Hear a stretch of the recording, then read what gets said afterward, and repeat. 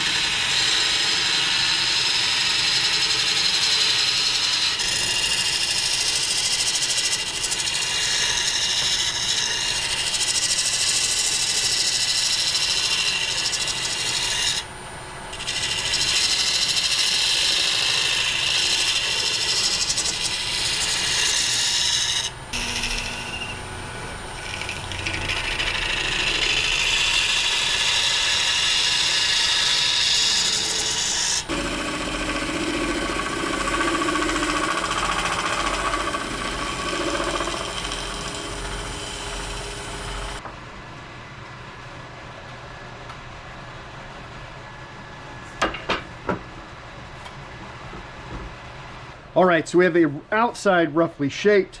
Going to finish up the top a little bit, and then we'll start hollowing. I did have 2 screws break off in the original faceplate I put in, so I am going to have to take those out. Got a couple of spots I'm going to put some black CA glue in. Like right here, there's a little low spot right here, and then right here at the top of this resin. Other than that, though, it's a good clean cut. Just have to sand, and then of course I'm going to do a resin finish on this as well, so it'll be all nice and shiny. But not tons and tons of sanding to do, but like I said, got those couple of spots I'm going to fill in. So I will be using the black CA glue from Starbond. If you need some Starbond CA glue, there is a link down below in the description.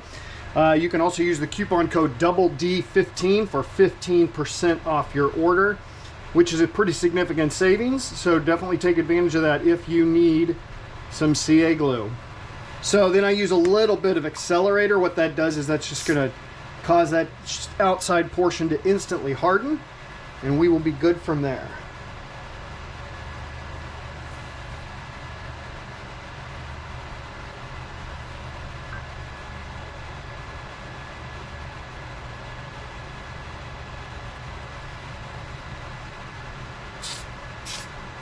And since I'm turning with resin, I always use my face mask with the respirator on it, just because I don't want that dust all up in my nose.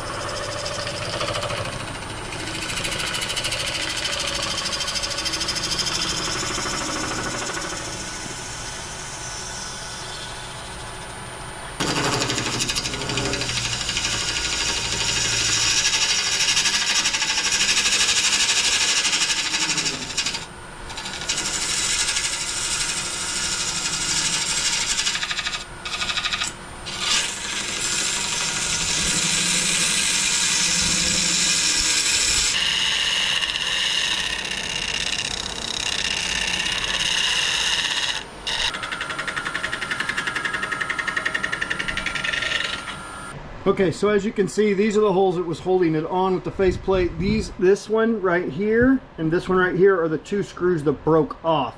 So we will be having to cut those out very carefully. What I'll do is I'll bore the center part out. I'll cut a groove around this side. Then I should be able to grab those and get those pulled out, and then we'll be able to get hollowing. But that's where we are right now. So let's get back to it.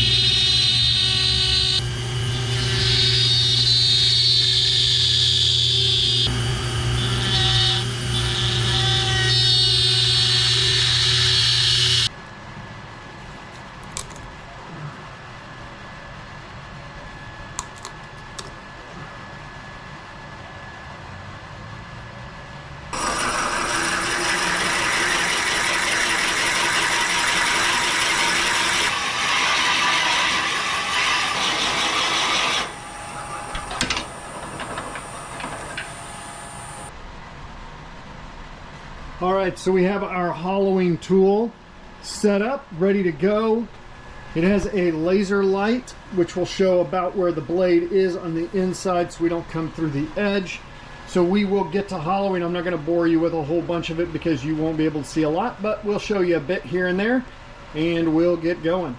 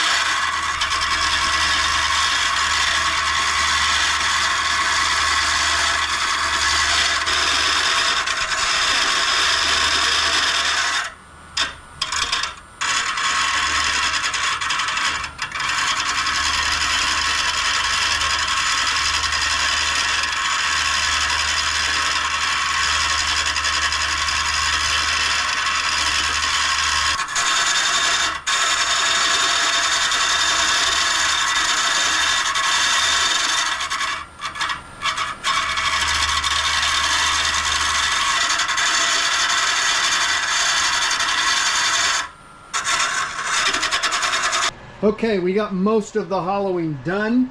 See if we can get you a decent look on the inside here. Probably not super great because of the lighting. All right, I'm using my phone flashlight here, so sorry for any weird lighting or anything, but the inside is pretty much done. There's a few small ridges to take out, but I'm pretty happy with it. I'm hoping to do a resin coating all the way around. But I do need to sand this. So we're going to sand it, hit it with denatured alcohol just so we can get a glimpse of what it's going to look like and then determine from there. But I will do an interior, I will do one more pass on the inside with my negative rake scraper just to smooth that out just a little bit more, and we'll go from there.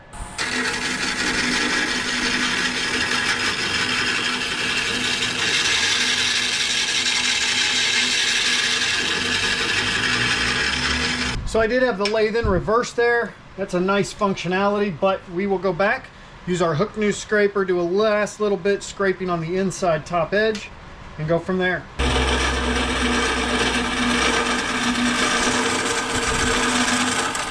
Since we're doing a resin clear coat, I will probably only use the 80 grit sandpaper on this, but we will see if I want to go any further.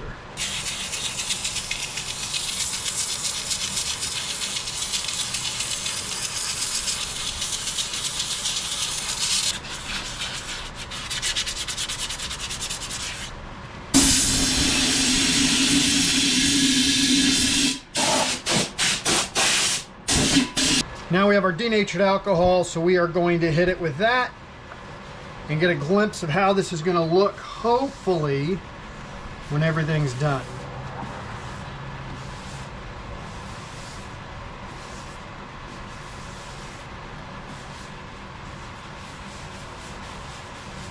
Wow, that's just beautiful. Graining, of course, in that burl.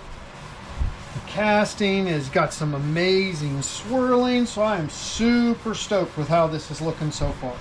All right, we will get our resin mixed up for our clear coat.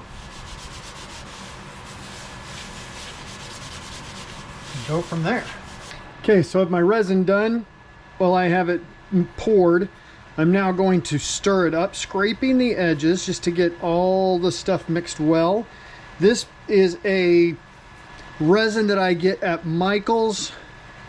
It's just equal parts A and B. Stir it, of course, so that you get it mixed really well.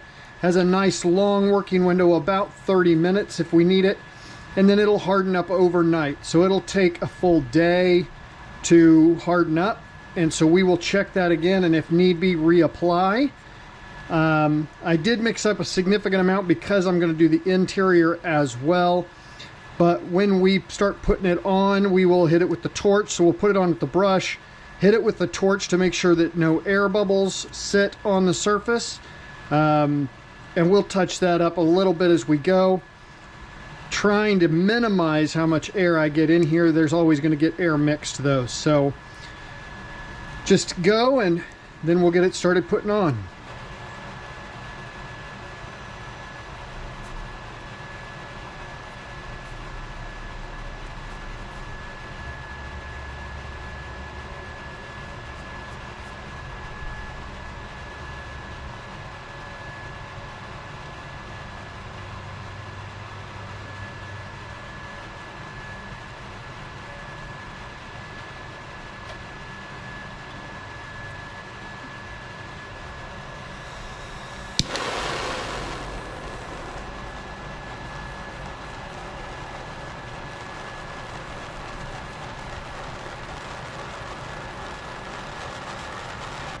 Got the resin clear coat applied. Bubbles popped. So now to just leave it running for about 12 to 20 hours. Probably come back and check it a little later, but pretty happy with it so far. See you in a few. All right, so we have our first coat on. Looks really good. I'm really happy with it, except right in here, there's a spot that appears to have soaked up a little bit of the resin. So we're going to redo this. There's a couple little air bubble blemishes, just some texture, nothing significant, but you can kind of see it through here. Hopefully anyway in the camera. Other than that, this looks super good. So we're just going to sand this back and reapply. And we'll be good to go from there. So I won't bore you with that, but we'll come back when we have our finished piece and we'll get it all taken care of. So see you in a bit. All right, and we're back, and the finish is much nicer on the piece now. So that's always a good thing. We have it on our coal jaws because I didn't have a big enough jam chuck and I didn't want to turn one for it. So now we're going to get it mounted. We've got it mounted up. We're going to get this tenon turned off, then sanded, get it engraved, and then we'll get the resin clear coat on the base. So let's get going.